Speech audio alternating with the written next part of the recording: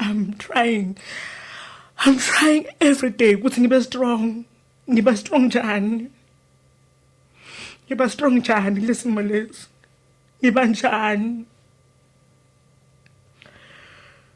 I know ukuthi mhla kuphuma le broadcast his family will have everything kukusho kimi. They will have every word yokungitshela.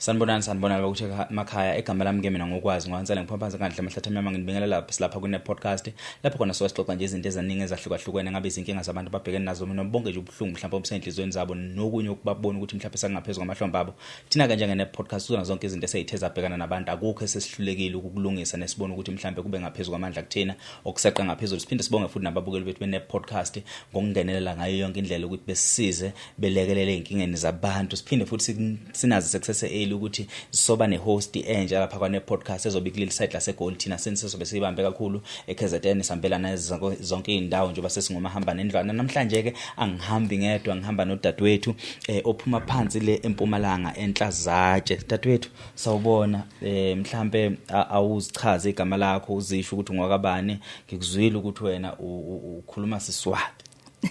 Sanibonani. Yebo njani siyaphila nathi. Igama lami nginoxolo ngichamuka enhlazatshe ngina 37 eminyaka. Yebo. Ubuke kumncane. 35 manje. Sekuyakhulisa. Yeah. Siyabonga kakhulu noxolo. Mhlambe kungani usibhalele lapha kwi podcast kungani uza wakhetha ukuthi usuke eMpumalanga uze uhamba ufike lapha kuthina? Okay, like ngikhule nzima mina ukwazi. Yeah. Mine 2007 ne uyashona mage. Okay, ngizoqala ekuguleni kwamage ne. Nakagula mage. Then we had my family relatives yabo la to support mage because vele ubed ridden yabo so sempeteni. Okay, the first thing la yaqala khona the pain yaqala umndeni wami ukhuluma mama ukuthi stoke sibone lapha ukuthi batophele laphi. Laba ticapako yabo basho wild bar later kids yabo.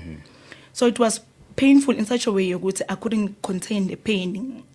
Kulesilimi samanje ngathi ukuthi ngaba depressed. Yes, ngaba esibedlela. Maku uyashona nje ngisesibedlela mina. Then kwabanzima vele ukwamkela because bengasingukuthi ngamkela ukuthi maki ushonile. Ngamkela ukuthi sengidohlala kuphi. Yabo.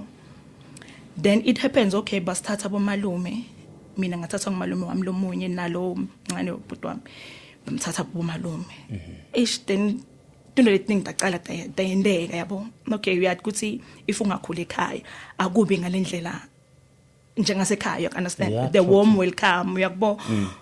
Some other time there will be words yokuthi mina noxolo angeke ngithengele umuntu lomzana ma-pets yabo. So mina the first time ngithenga uniform yami it was the first nangiqala kwena ngiya grade 8. The second uniform yami that was sports kulihlazo because ngathengelwa boyfriend wami. That was it the second is uniform. The other time there were donations esikolweni bangidonatela ticket then everything. The first time got grade 11 that was the second time ngithola uniform yami. Yes. And ngithola uniform yami I remember this other day bekune mshado ekhasi kuleso sisonza vele uyabo. So bekune mshado kamakhelwane e4 la makwambeka khona. So we were preparing ukuthi say wedding kanzi mina sengiqomile yabo. We had a boyfriend. So si organizers na boyfriend ukuthi no let me visit you yabo. Okay kube quick then I became pregnant.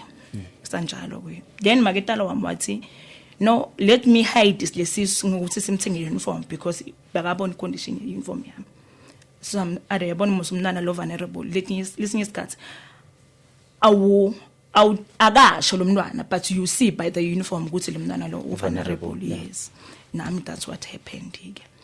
Fast forward ke ngithole umntwana ngibe pregnant then amthatha athi kimi angifuni kusasa kwakhona ukuthi ungabi na matric due to umntwana yabo. Okay, fast forward ekhaya bangixoshe yabona mos now pregnant usesi high school.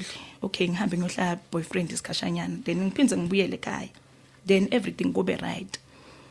2018 ngabaleka ekhaya la bengihlala khona ngabuyela back ekhaya le kumake. Then this is where very depression yangibamba full time. I wouldn't sleep, I wouldn't eat, bengigcoka impahla yini. Okay, bangifuna ekhaya bangifuna kwaze kwashona lo the one person le bayasikhulisa bangangitholi. Then after lethi bathola ukuthi ngisekhaya. Then okay bangithatha impahla ngomla kahle the first day batletha tiseshidini. Okay, batletha impahla then move forward ngahlala ekhaya. No move forward, I move on ngempilo yabo. I learn to forgive because leti thing that I have to learn to forgive. Okay, ngahlangana na body sathandzana then we move ngathi okay ngaba nesiso second child. I remember this other day sakha indlu ne wathi malume wami noxolo if mina bekungimi wena bengike ngivumele uyohlala nalomfana angakaluboli. You understand? Nevertheless simathandweni ngisho I wanted ukuthi ngibe independent ngisho nami. Okay, move forward, we move to ending. Okay, 2022 that time. 2022 it became worse. Okay, boyfriend aphelelwa ngumsebenzi COVID. We had a child. I think bana one. He never became honest again ukuthi naqolo umsebenzi phelile. Yakbo. I thought mina ukuthi uselifini. Okay, fast forward ngiyamthanda ngithi vele so ngiyabeketela ngisho whatever situation lisithanda nakuyuza yabo we are going to be there for each other. Okay, ngithola umsebenzi mina 2023 ngibe preg 2023 bengikuma EAs kulama emaskole esikolweni. 2023 ngimithe futhi the third child. Nangimisa the third child mina umsebenzi wami uphele ba EA. Then ngihlala pregnant ngithengise bo Afresh Lane because akusingimuntu ohlala ko vele mina ngivame ukuthi ngihambe ngiyothengisa bo Afresh Lane and everything like that. Okay, things Afresh Lane then things become tough but tough in such a way ukuthi nakuphela itswayi phela fish oil nakuphela amapampers phela yabo everything. Okay, I ask myself ngimithe njani ne. Okay, because ngiqala nyalo sengiqala kufunda because I wanted ukuthi ngifunde. And then I ask umalume ngathi ngicela angifundise. Okay, bangiqala bangifundisa ngathi mina ngifuna uku-upgrade. Then they leave me kanjalo ke yabo because mina I wanted to upgrade and ibona bebafuna ukungifundisa. They did not have money ukuthi mina ngi-upgrade. Okay, 2020 waqala bhuti wami wathi uyangifundisa. I did a pre-degree ku psychology.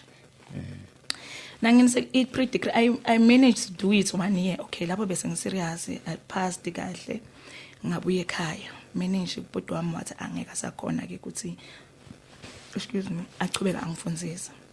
Then washona ke bhuti wami unfortunately I have to stay at home. But my dream ukuthi ngifunze vele. Okay, ngisahleli njalo. Ngisanesifiso sokuthi ngifunze.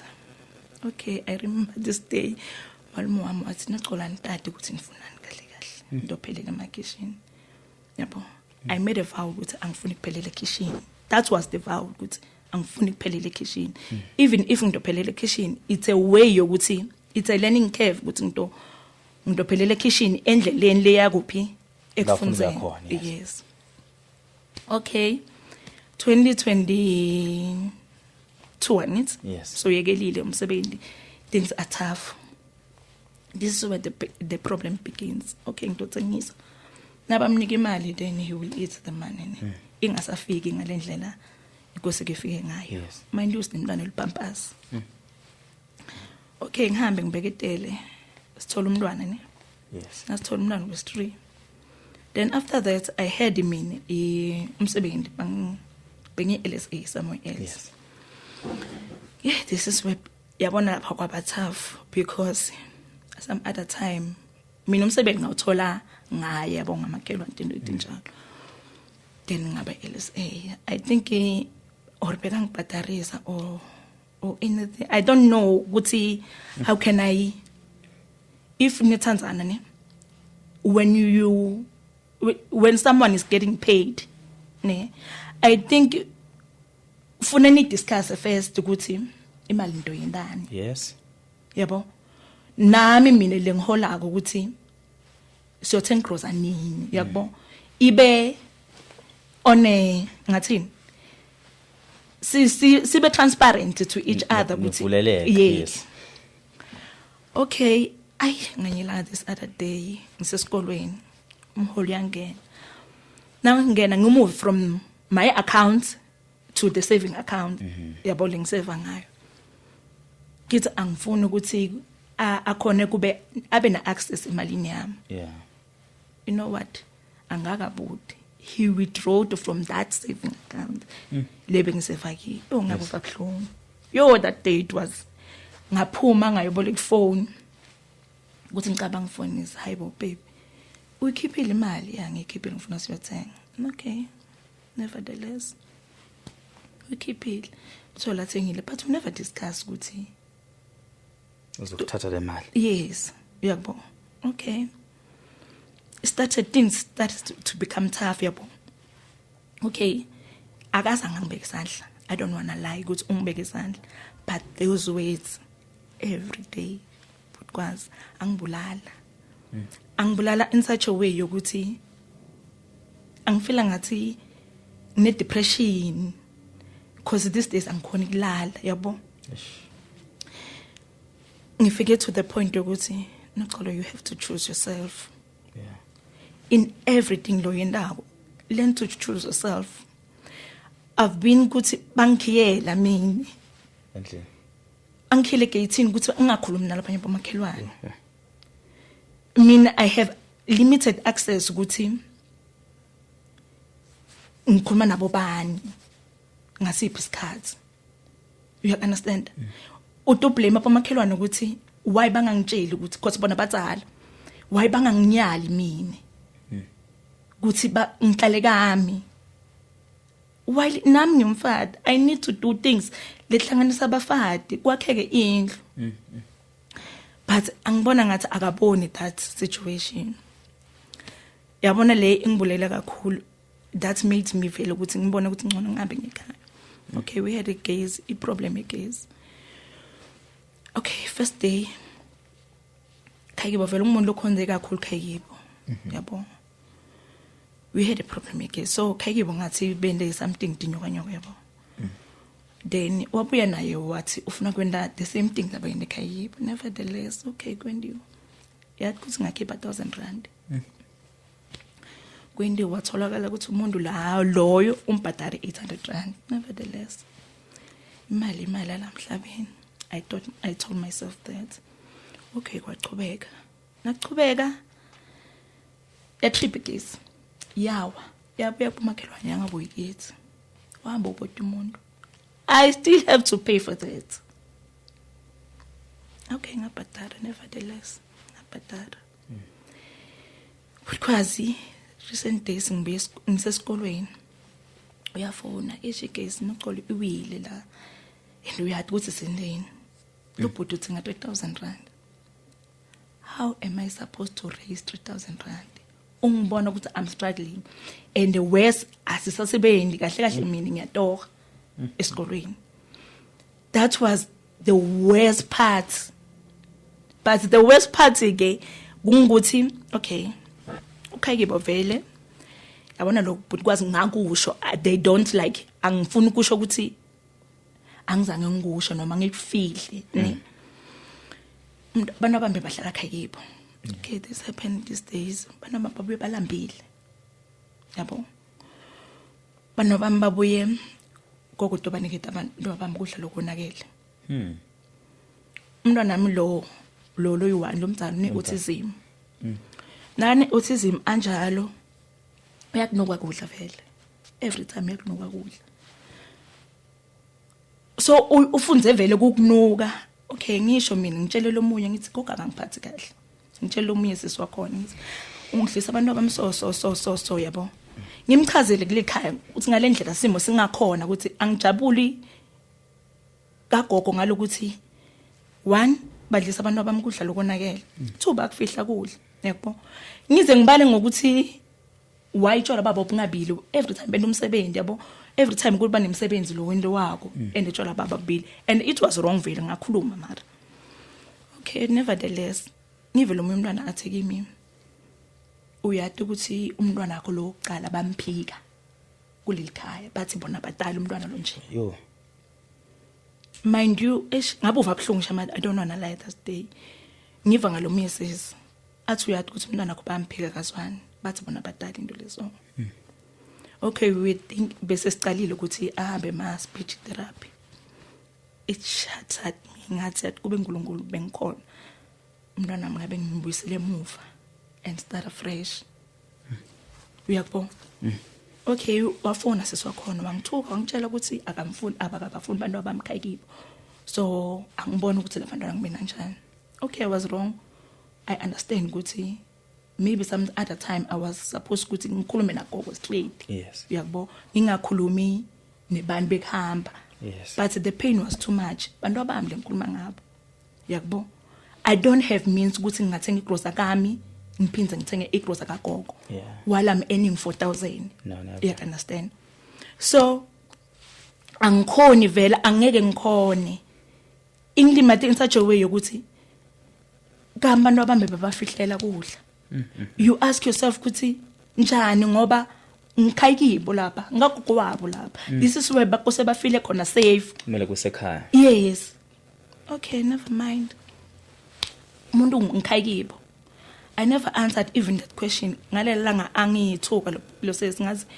une right ukuthi angithuke because ngibale netindo leti too sensitive yabo to lo mndeni but at the end of the day bengikhuluma iqiniso yes yabo yindo beyendeka vele okay fast forward angithuka yala wena vele ekhaya ubafuni wena vele ekhaya njani yabo ngithi not ukuthi angibafuni ekhaya kini but ngikhuluma iqiniso awu defend ngani ngathi there's a way yokuthi ungati defend entweni lo yadika ukuthi yendekile yes there's nothing ukuthi ungati defend anginandlela ukuthi mina ngidoti defend entweni lenjalo athi yena hayi akunankingi vele since then sibe abangifoneli bafonela yena yabo abangifakela imali mina whenever kunem problems bafakela yena nguye lo bafonela nguye lo bafakela yena and the worst part nabafakela yena imali yakhe achamuka kudakelwe nangabe abantu abanatswayi uqhubeka banganitswayi njalo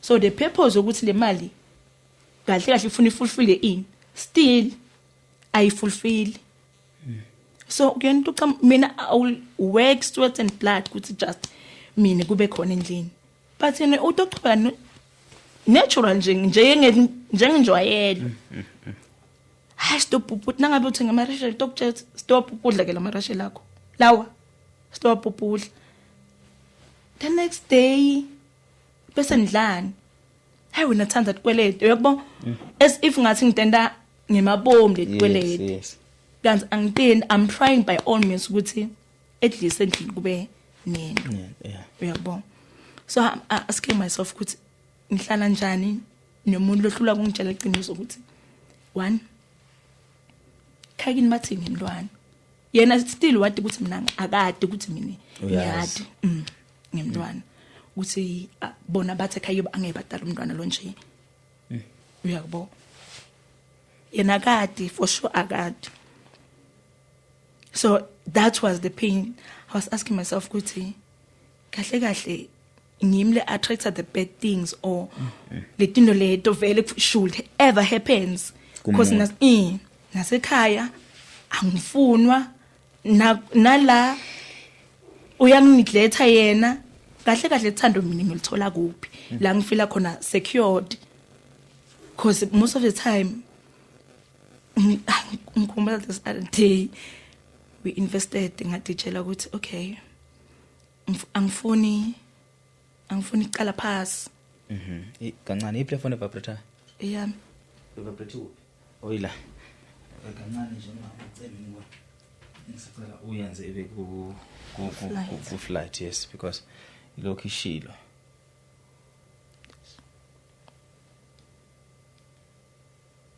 usuzukhohlona ephathini yakho ifake nje noma ungayicimi yeah perfect ngiyabona ngiyezwa ukuthi ayiyasiphazamisa okay ungaqhubeka then I asked him to myself ukuthi okay nganyelanga ngicela ukuthi angifuni iqala phasi angiyolungisa ama room ekhaya kuze kade ama room noma ifonyana but ama room la into ngimake okay ngilungisa ama room ekhaya angithi thina nakuqala i-financial year kuloma LSA besingaholi yabo sizohlala maybe April May June then sizohola ngoJune then okay ngoJune ngathatha abantu bami ngathatha umsowakhe ekhaya nasifike ekhaya sakhe ama room okay kwasiphelela imali vele naye but he had a hand kuloko because letinye besilinza yena uyakubo ahamba oswipe then yakubona into enjalo yes akhiwe ama room aphela ngikhumbula the Saturdays kwasali ipend sangakhona ipend ama room ngathi mina kumemndlu khona lo moya ememle ngisebenza naye ngathi ngicongbaleka ipend ngibhatala kancane kancane because I don't have money manje okay anginike ipend ngihambe ngiyilanza kumula kahle ngayilanza naleni nomatana sithatha itaxi sigibele ne pend sidendlini kupend uchubeke vele pend asinoqodo ikhona yini 1000 rand ipend ngithi no ngidokubhatara ngema installment yakubona iziphela ngayilungisa room I remember this at the time wangifonela malume wathi kimi mshana ngulungisa ama room ngathi ebo malume ngashodelwa imali ngathi I think bekushoda ngibhadara umuntu oyi1 cause ngamfonela ngathi malume sengiphelelwe imali yabo then ngicela mani ungilazi bahamba nguye nalo ndoda yami bahamba boyilanza imali bamne basingatha 500 rand then we have to pay sathenga ma logs yabo bekushoda ama logs sathenga sabhadara nalo moya umuntu bekasebenza khona that was le mali yokugcina yes okay sihambe basi immediately nakufika umuntu ema room ngicela ungibhadara back le mali yami yabo at least silungisa igesi kuthi cause igesi angithi ekhaya ma room ngala so immediately nabacala bapheka iyawisa ya trap so kusho ukuthi le nangu iseyincane so sifake nasicela umuntu waka iscom asifakele le ndo ukuthi inga trap okay fast forward nasifika lapha ya sengifikile phela ngitofuna imali athi lwaza kakacasha ngamuntu ne la khaya ayi but nginotice ukuthi kune market tennis la yabo okay njani kune market tennis marutho naklala ngamuntu ngihambe vele ngibona ukuthi ungenda slim ngihambe ngesimo claim court ngithi ngicela mani ngiretrieve le mali yami at least yabo angiphike athawazi athi angizange ngifike mina ekhaya okay nangifika afford ilbo malume yo it's been a trauma man in such a way ukuthi yo because instead of bantu labadzala ukuthi you know your child yeah you know how capable your child is yakubo ukubathenga yini ikomishi ukubathenga yini class is this person responsible na oh that was the worst ahambe sifiksane court this day sahlala court remember I think between 13 December asifike court sihleli ngiqofa ifoni yami because court you don't enter the same day time ufike ngayo qofa ifoni yami and ngilalelwe ibandi yabo bakhuluma then ngifuna kwathi ukuthi bobani abakhulumako bakhuluma so loudly yabo because isecourt when ngiphamisa amehla ami yo guess what ukuthi bobani bomalume the whole family msupported umfonele lo wakami yebo cabanga kusukuma mina ngihambe athi ngicolela iqiniso wena iqiniso ladiwa nguwe so if usukuma you gonna prove them ukuthi lento lo ishoka awunasiqiniseko sayo ngahlala bodkwazi ngahlala postpone but it's the last week of December.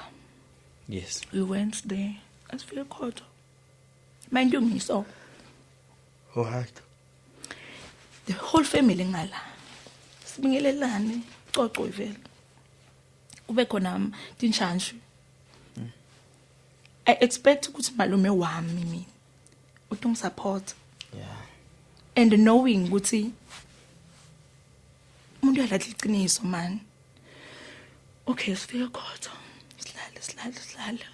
I think it was 3:45. Basibita. Is this all your witness? Sihlale basi. Sifunge, everyone afunge. Khuluma iqiniso kuphela. Nalo afunge. Dokhuluma iqiniso kuphela. Funge then we withdraw our statements. Naso withdraw our statements sethu. Ngikhuluma statements sami naye ufuna akhuluma statements sakhe. Nakasikhuluma statements sakhe singabalance because emanga abane nendlela yokudiveta.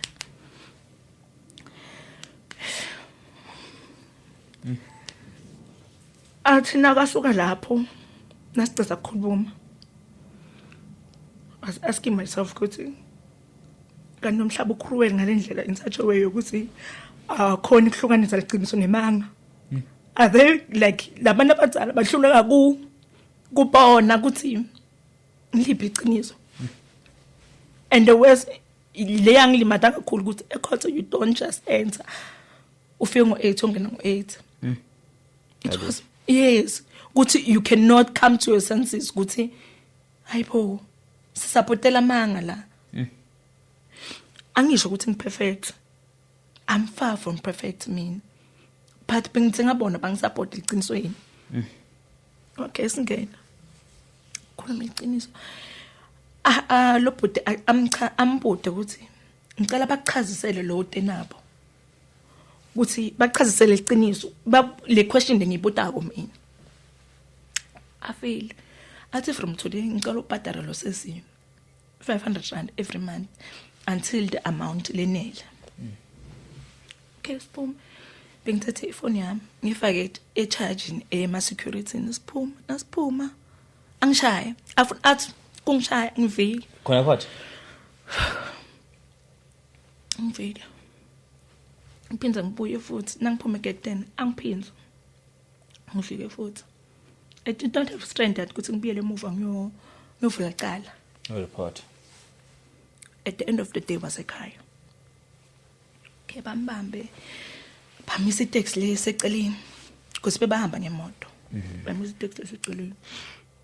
Nabambisa itaxi leseceleni bathi ngigibela mina. Ngithi mina the only word lengayikhuluma ngathi ngitsheleni iqiniso. Tshela ndwazi iqiniso. Phela ngicela ngitsheleni ndwazi iqiniso. Okay. Since then ngalokuthi abantu abadala bafuna maqiniso. La manje maroom still a Pascal was. Ethatha imali yakhe. Nevertheless kwandlula. Sengifuna ke ekhaya manje. I felt like too much. Ngifona elwasi ngicela ke ekhaya. Ngicela lo muntu lo sekhaya angibed key. Athi akamadi ukuthi ukuphi. Endakanawo manamba akhe. Knowing very well was ukuthi angeke abuye ke imvelo. And angeke anginike le number. Hamba was nemtholo wami. Ngime. Kumla kahle bengimbhede. Bekunembhede nalokunye itindo libengifole na. Nemacanza ami tray ngime lapha ya kune ngathi nje khona into lephakeme lapha ekhaya ngime khona angidotsini ngime khona ngihleli lapha yangi ngiyenzela ubhuti ukuthi abuye. Yes. At least angivulele mind you nebantwana abuye bhuti amfunele wakami amthole abuye singena endlini. Yes. Even today nginawe la akazange akabuyeke impeke. Does this person so shows ukuthi remorse ukuthi excuse me lento lengenda ke wrong. mina ngifuna kwathi ukuthi umalume ngoneni lelengaka in such a way yokuthi they failing ukuthi bamtshela iqiniso. Even la ngikhona khona la today ngifuna even noma bayithola ngifuna bathi ukuthi ngoneni lelengaka in such a way yokuthi bangizonde kangaka ukuthi bahluleke even kunginika the support engithi ngakho. Yo but kwazi ngikhumula nakushona bhuti wami 2018 shona nakashona sathola imali. Yes. Angamfonela ngathi lo zitholile imali. Wathi ya ngitholile. You know what happened? Wathakazanga ngithola. Wathakazanga. Ngabaphutha abantu abadala ngathi cela manje nendise lwazi one thing. At least le mali yakhe la toyibona khona ngikhumula kahle bese box asifolele line nabanye bomalume ngathi at least mendise something la toyibona imali yakhe noma makhisa stupu noma ini. I remember lo mngani wami wathi noxolo wayunga investeli bantu abakhe imali yakho imali than ukuthi uthenga idindo lapha endlini ngathi mina ngifuna futhi ukuhlala amake ngophi namuhla ngophi namuhla one ngiyathi ukuthi angikho comfortable ekhaya la ngihleli khona because uyathi ukuthi bengilala sitting room mina ekhaya and I don't have a say ekhaya. Why? Because uyathi ukuthi malume always bam support. Angisho ukuthi ngiright by moving out ngiyelela bengiyakhona but ekhaya I have to feel this like the sense of belonging kube kusekhaya nami ngibe welcome. Angibe welcome mina ekhaya.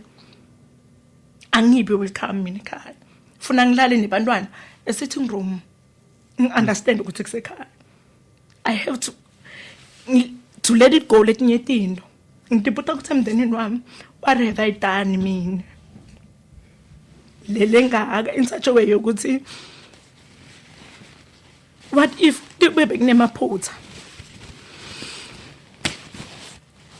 why bangangikhulumisi njengabo bonke abantwana why bangangikhudi njengabo bonke abantwana labendako lami liningi liphutha kundlula bonke na in such a way ukuthi abakhoni mina kungimela abakhoni mina even noma ngathiwa mina ngikhuluma iqiniso angibakhoni kuma nami eqinisweni ukuthi leli iqiniso noxolo sidoma nawe.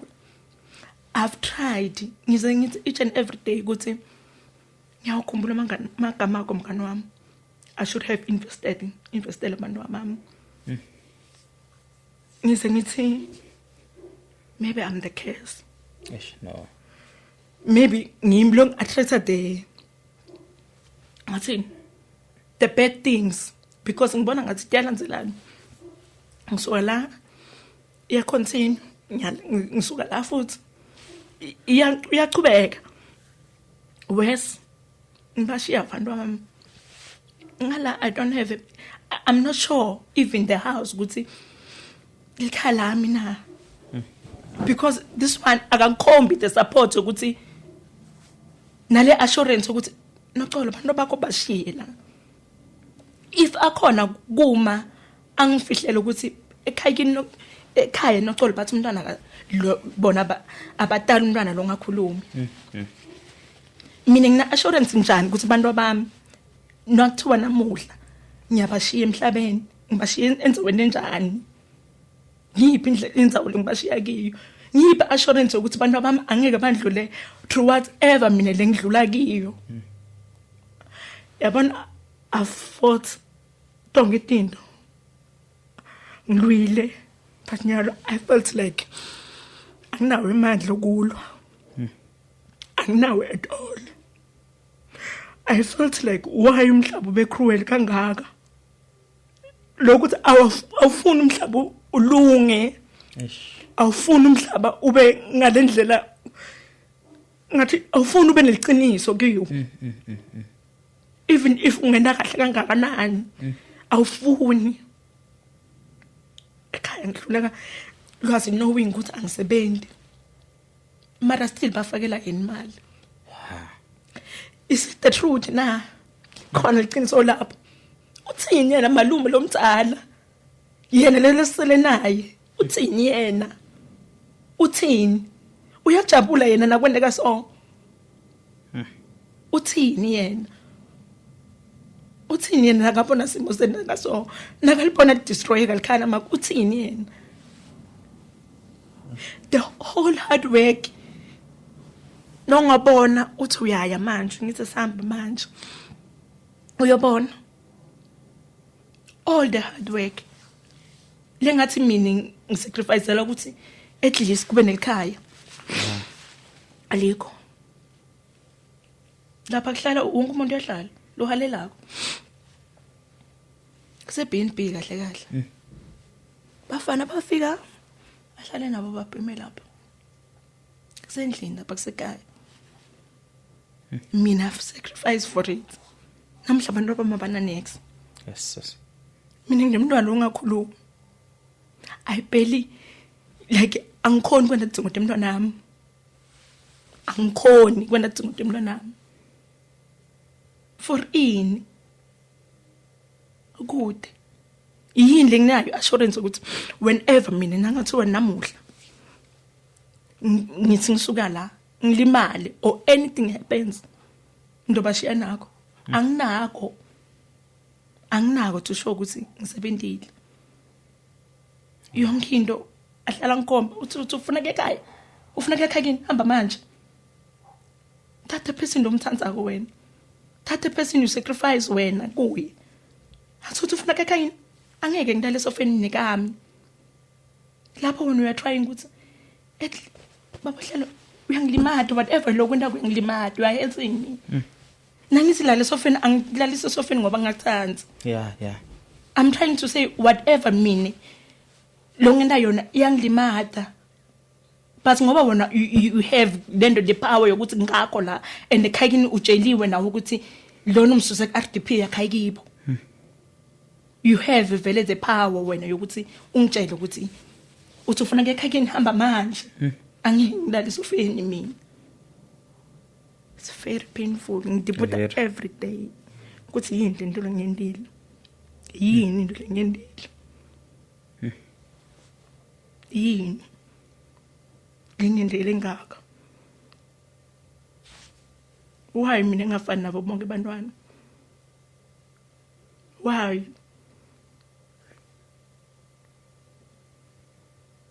ngibe ne-childhood nami lenomali whenever nami nangine mistake ngilungiswa whenever mina nangithi ngisupport kube khona umuntu ongisupporta akho good ethi support good umfana the more ade ukuthi khayikini awunanesi umuntu the more ehlala ngayo yes the more toqhubeka adlale ngami toqhubeka ngidlale nami some other time ngifila ngathi kungcono lemuva than kuba la what do you mean kungcono ukuthi ngibe kuyi amana ngicontrol then kuba la than kuba sekhaya yes manje angitshela ukuthi ngidlala nini ngidla nini ku right lo decision yakubo at least ngoba at least akufani nala angidadi because so the way abuse ngakhona iziphi izinto akanokuzisho that you cannot forget to a point that daily due to depression why ungafana bosibani wena bosibani ba intelligent why ungafana bosibani bosibani ba intelligent that's the worst mina ngikufanisa nabo makhelwane usuke kufanisa nobani wena mina ngifana ngifanisa nabo ntomtakhe nentombi zakhe why ungafani nabo Ncubile boys Ncubile ba intelligent that's the worst always kinga yakho ngiyati ukuthi director so ngiyati vele ukuthi director so shothi mina ufuna ngingathi lokho ku wrong no ufuna ngithi konke right inkinga yakho wona ekhaya ubafuna ngivele ngavuka ngangabafuni kayini ngiyabuda ukuthi ngivele ngavuka yini Ngazange ngisabafuni ke ngathi uwezi ngibatholele abantwana ngavuka ngathi no let me kayitize nebantwana bana bamba badzinga ifamily yakhe kibo next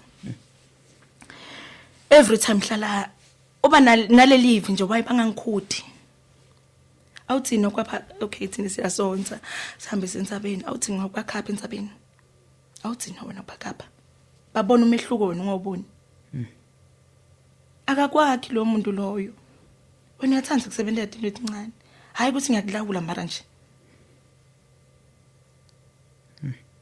leso sikhathi wena you are trying by all means ngikhumbula the time bangibita esikolweni imali incane okay vele ngiyathi ukuthi from contract yami sebangibita umuntu assist okay ngiyathi ukuthi imali incane but it's better than ihlale ekhaya ngatholi next ngiyakho hawo nolunge over wena ulunge over wena khona wena kutimela khoni wena kutimela awukhoni kusho ukuthi mina kahle kahle I don't reason umuntu reason akho la khaya nguye umuntu ofuna athathe tough decisions nguye ngakutshela ngalento yakho remember this other day ngiyothenga umshini ngithenga ngamakhelwane iauto athi lo mali uyothengisa alo mshini wakho uhamba uyobeka la ekhaya kini angithi nguwe lo ufuna lo mshini angihambe ngithenga umshini nebantwini nawufuna umshini hamba uthenga esitolo hayibo lo maka ngithengisela cheaper lo mshini nawufuna umshini hamba uthenga esitolo isofa asihlali thina sifuna ikona couch mind you mina ngifuna ini ukwangibuta mina ukuthi njengamnkosikazi wakho yini ngicantsaku ukwangibuta yini ukuthi yini ngithantsako next thathele lento yakho angifuni mina le couch le hamba nibeka ngale kamakhelwane khayini bawudzinga le sofa nowe ngoba simo sasekhaya so tongicheze ekhaya bawudzinga sofa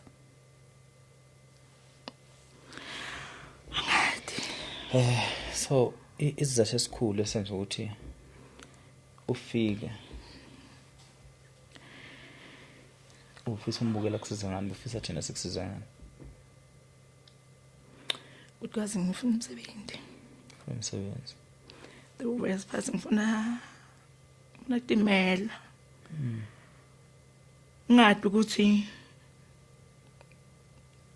ndocala whenever ufuna impilo ngicale phansi let it be ngicale phansi but ngadi ukuthi at the end of the day ndobe ngende abantu abami ngifuna umntana amathola isikolo no autistic ngifuna abe ne-diagnosis ngifuna athole isikolo because the worst part I think yena ngithinga more than lalabanye because laba ibakhona tendela yena akakhona tendela sometimes I felt like angathi ufuna ngendeni kuye kulomntwana because angikhona ukuthi aphumele ngaphandle ngokuthi utodla everything utokujumpela emgwaqweni bantu batothini if emgwaqweni ashayiswa imoto because kude umuntu lo understand angathi nje kahle kahle ukuthi ngalomntwana ufuna ngende njani which way yokuthi kahle kahle ufuna ngimguide ngimprotect njani ngimnike liphi lithando kuthi njengamake sometimes I feel like I'm overprotective now yakuthinga kudlala sometimes I feel like what if kwendeka anything alimale noma yabo I'm trying like you're thinking in this as me trying to protect him at the same time he needs to be a kid and play normal and live a normal life and I can't let him go abe like ngaphandle kwemehlam for 5 minutes because angimad ukuthi one yodlana 2 the other kids abakhona kum understand akakhona vele ku interact nalabanye abantwana 2 3 akaphili normal life yakhe ufuna umuntu otom understand ukuthi when he jumps when he like a throw ama tantrums uwa throw kwende njani hayi ukuthi akeva there are things la ngakhona ukuthi expressa njengathi ngathi shem yo I get it shem I think lokho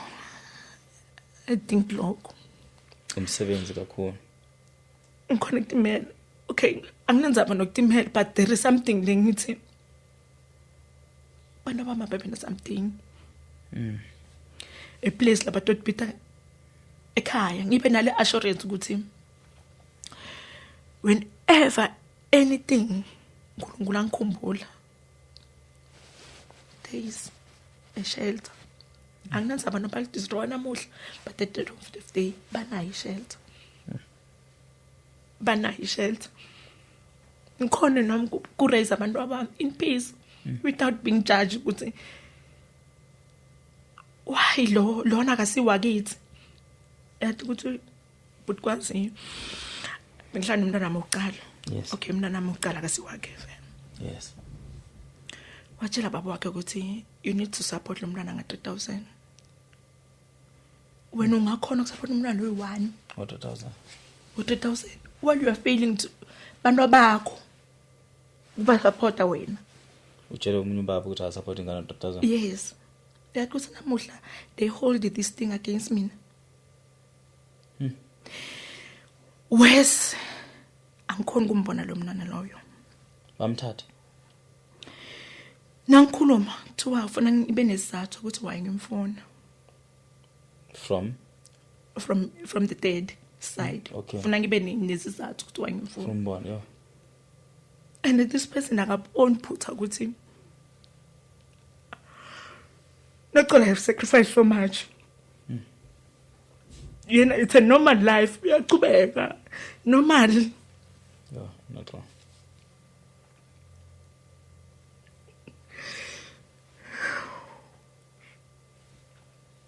Even nyalo because I had sight. Angilala. This person lengna akabona ukuthi how much damage la yendile kimi.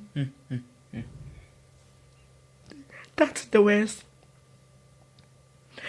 Akabona ukuthi kahle I need help. I'm tired. When I'm tired, go look for professionals. Go ngani? Go look for professionals. Zama ukukhuluma nabangani bakho. Awuboni wena ukuthi you have led me to la khona.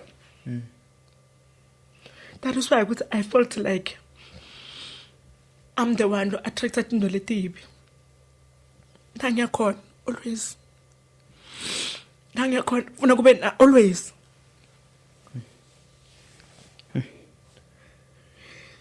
La ngiyakhona ufuna kube na always. Leto ngikhumbuta ukuthi you will never be something. Ish. Akhumbula this other thing and Elena's. Ngiyafunda. Okay, bengifuna kwenda this. Cause sengifunda ku2. Ngithi no, I'm preparing ukuthi ngento Elena's. Hluka kufunda. Funda Elena's 150 something. Uhlula kokuyifunda. Uyangakha yina usho njalo. Eclemas. Yathi kuthi that Elena's angizange ibhala. Ish. Angizange. Kanti wena wayungendiso it's like ufuna ungitshela ngasiphi isikhathi ukuthi ufuna ngento enjani. I-reasoning and i-capacity mina anginayo ukuthi ngicabange. Angati ukuthi am I showing too much of love? Am I too understanding or angati or too soft? Angati ukuthi ufuna ngento enjani. Ngalama uyathi ukuthi family yami has nothing to do ngami. I'm trying.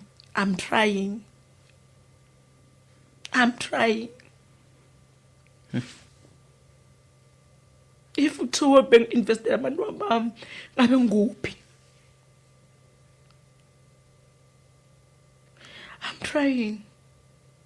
I'm trying every day ukuthi ngibe strong. Ngiba strong njani kulesimo lesi. Ngiba njani.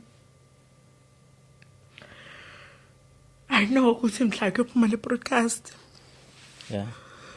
His family will have everything kukusho kimi. They will have every word yokungitshela.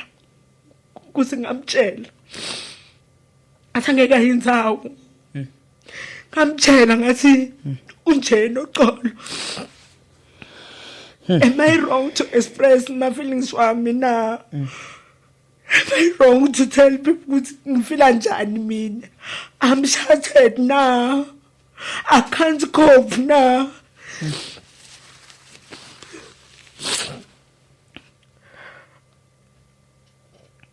Go on.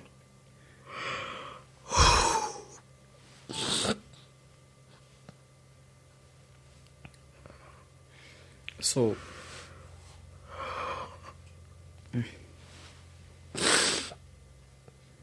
I think more than Msebenzi, you also need the counseling. You need to see a therapist. You truly need to see a therapist. Because this person, he didn't touch you ngesandla, but inside, ukumoshile. This is GBV in the highest level. This is GBV in the highest level. Because we always see GBV as something ukuthi umuntu kumele azakushaye, but there is nothing ebuhlungu ukuthi umuntu athathe confidence from you. Ulahlekelwe ukuzethemba. And you can't even say something and people believe everything that you say. You feel like it's a lie, and they do the opposite, and they believe someone who's lying and not you. And there's a lot of things that happened through this relationship that we've sacrificed. You've lost your child through his selfishness, and today you don't even have access to your child. And as a woman, you've done so much, thinking you're doing it for both of you, but now he's got an upper hand, and he's gaining everything from your power and sacrifice and from your hard work. I think he's taking and today advantage. You're starting from scratch. He's taking advantage because I was neglected from home. Yeah, that's very true. From a ekukhuleni kwakho, the way akakuthole ngakhona, because the way ukhule ngakhona, bubalelwa ngamaphedzi, all these things, and now you find this person and wambonisa ukuthi impilo yakho yonke isidependele kuye, and then he took advantage of that. So the depression that you have, what does it say? Your anxiety, what does it say to you? Because into lengenda ukuthi I should have maybe ngende the wrong decisions. Whereas ngibona umntwana lo ngakhuluma. Ukuthi if one ever mina ngithatha isinqumo lesi wrong nyalo. Okay, which sinqumo that you talking about? Maybe decide ukubulala or anything. Okay, yeah. Would you think umntwana they will love him? Behloko umthando saphi? Coming from in both families. Because I know ukuthi malume naye utolwa the badly while naye afuna benefita yena self. Nalaba bafune excuse me. No problem. Nabo bafuna kumthatha for their own selfish benefits. at the end of the day umntwana aqhubeke abuyele in the same roots le mine ngikhule kiyo abuyele in the same thing le mine ngibuyele kiyo ne where's yena akakhona ukudivikela. That's the worst part. Akakhona yena ukudivikela kufanele futhi that's all. And then this episode was like the last resort for me. This is your last kick of a dying horse. This is the last thing. Can you tell umbukeli exactly what you want? Like, I know they will help by all means.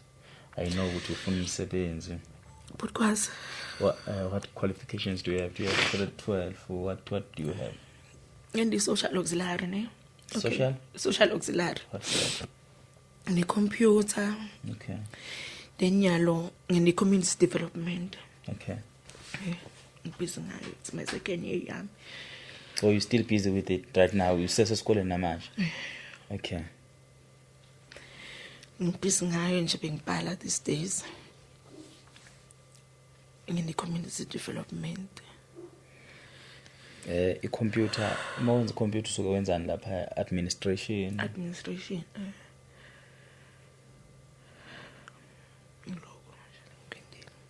And uzoqeda nini yonke lento yenzayo? Futhi kube la next year it's my last year.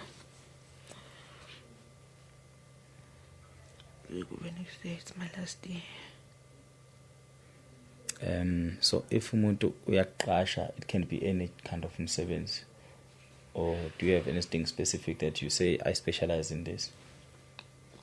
Nale social auxiliary, so kula kunema organization lathi ngama special la ba social auxiliary like bantwana labanihletekile ma shelters into tinjalo.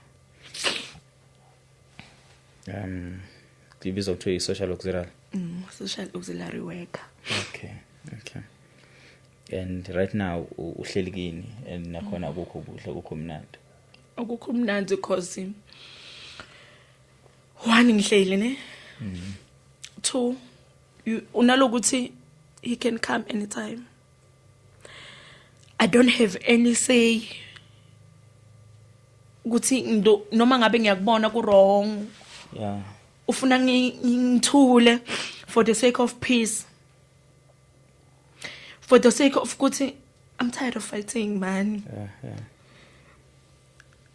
And I know ukuthi even if noma ngathiwa ngiyalo, they won't favor me. Yonke into mayelana naye.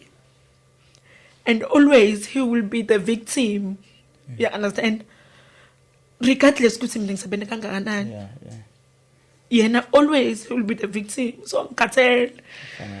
Even when I came here khona ufuna room. Said that insist. Cause man bayabona. Bomakhelwane bayadi ukuthi ma room nocolo wethu wa renovate. Afona. Ngicela my room. Khona usesofuna room. Gave them his number. Ish. Cause ngaka ngithi vele. Understand? Where's past le yangilimata nangifika ekhaya. I don't have imali ngayiboleka bangipha yokuthi ngithuthe tindo ngiye ekhaya. Yena bamfakela imali the same person lo ngasebenze. Lo wafandalize yena ufakela imali. And still you have to rectify kuloko. Cause once wangakhuluma ihlonga ndlebe lo. Unje vele noxolo athanda ukukhuluma. Yes. This is bad, man. So angadi mina ukuthi why imindeni yethu islimade in such a way ukuthi even bantu bangaphandle bakhona ukusilimada. Because if bona bebakhona ukusiprotect, I don't think bantu bangaphandle bebangaslimada. Yeah, true. Because if yena malume he had liqiniso kuye, I don't think will be victim to another person. From that day, yokuthi Stombona ukuthi uphelelaphi. That was the beginning of horrible things. Yeah. Yeah, so and I'm glad ukuthi you got isikhathi sokuthi ukhulume, and even though isikhathi sibe sincane because I'm worried about my taxi. Aya eMpumalanga already, it's past 5 right now. So I need to go to Mpumalanga, but I'm glad that you managed to sit down and talk. But I think you still need to talk more. You need to say izinto eziningi ukukhipha konke ngaphakathi kuwe because ulimele ngempela. Ngafisa ukuthi ubize number yakho so that umbukele ekhaya ongaba nosizo or any kind of help akwazi ukuxhumana nawe. I think you deserve ukusizwa ngempela futhi uzosizakala. Number yami ithi 079 177 yeah 0320. Yes. So is there any kind of business that you like to open or that you think friends of podcast or NEP stakeholders that work with NEP that can help you and say this is the business she wants to open, maybe you can try to help her opening that business? Because ngiyathanda ukupheka. I believe ukuthi nangipheka kuba khona the inner healing, man. Kuba khona the excitement. Kudla akusikudla nje kimi. It brings excitement game because noma ngathiwa any day ihambe kabi ngathi nithi nangiphekile. So thanda ukupheka. Another recipe. Okay.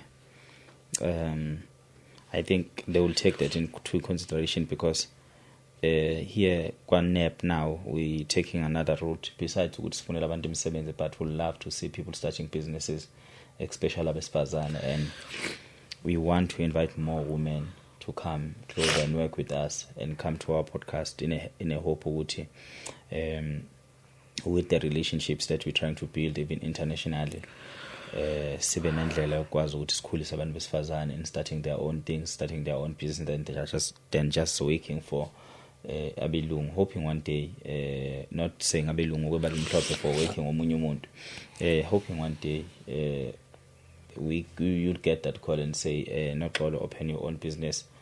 And also it's part of the programs that we are busy with, that is called Kasi to Kasi, ezobe ikhona la for us invite abantu business abancane, because as NEP we've invited or collaborated with the BRICS WPA. It's people from India, unakwamanye amazwe that will be coming here in South Africa ukuzokhulisa amabhizinisi amancane wona lawo okhuluma ngawo okupheka, amanye amabhizinisi, amasaluni, all these kind of things, amaspaza shops, yonke lento le, especially as South Africa is going through yonke lento le yama foreigners and people are fighting foreigners, yonke lento. But we also feel like as NEP and BRICS ukuthi it will right ukuthi abantu who are around Vosloorus or even eGauteng or nakwezinye indawo, they can come to those seminars and those kind of event engiyaziyo nje ekhona esiyenzayo ila eVosloorus, which is izobe ngoJuly, dating ikhohliwe, but that information will come on our social media pages. Abantu besifazana abafana nawe, they deserve those opportunities. And also I will also share yonke leyo material and see ukuthi nikhula kanjani, hoping in England izokwazi ukusizakala. But with this opportunity Kasi to Kasi that we're doing, it's not only an opportunity just for abantu besifazane, wonke umuntu nje that is a business person is available, is welcome to come and be with us and see ukuthi how can we do collaboration with the international stakeholders. I hope in NEP will reach to a stage and say each and every time umuntu wesifazane njengawo mefikile phakathi kwethu, we can just go straight away ukuthi simsesimbulele business, but we are very close noXolo to help ngaleyo ndlela leyo. And ababukeli bethu ekhaya, I wish and I pray ukuthi bekuphi umsebenzi and move away from that toxic place and have a good life with your kids, and especially the one that is living with autistic. So thank you very much for coming, and I hope everything is all right, and I hope you also find the therapist. Because I think it's important that we also find a therapist. I think it's important that we also find a therapist. And I hope you also find the therapist. And I hope you also find the therapist. And I hope you also find the therapist. And I hope you also find the therapist. And I hope you also find the therapist. And I hope you also find the therapist. especially therapists. So I think if you can go to therapy okuningi kuzoba right. Bayebethi uNkulunkulu yonke into akayenzayo usokazi ukuthi uyenzelani bonke nomzimba udlula kubona uyazi ukuthi ukungane kudlulisa kubona. So you don't have even to think ngokuzibulala. Ukuzibulala is a last resort. So don't think ngalezo zinto, don't think too much, and just take one day at a time, hoping tomorrow kuzoba ngcono. And umzimba bayadlula, ikhathi umzimba ziyadlula. I hope nawe kuzodlula, and thank you for coming to us. We'll try by all means to help you. We'll try and find people that can also help you. Yes, we'll be right, yes. We'll be right, Shem, we'll be right.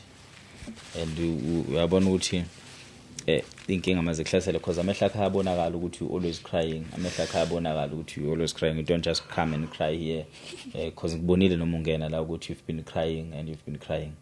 Because of time you need to go back to Mpumalanga ukuthi Mpumalanga Johannesburg lana, and you still need to take a taxi go back in Mpumalanga. So thank you very much for coming. I think there's a lot of people from Mpumalanga who just abanokufisa ukuthi befike la kwaNEP. It's just that Mpumalanga ikude. I hope one day we'll open a branch that side and then have people closer who bekwazi usreach. So thank you for coming, and so kwenza isiqiniseko sokuthi khona usizakala khona. Yabonga. Right again. Okay, I thank you very much. Mbukele ekhaya nibe nobusuku obuhle nisale kahle.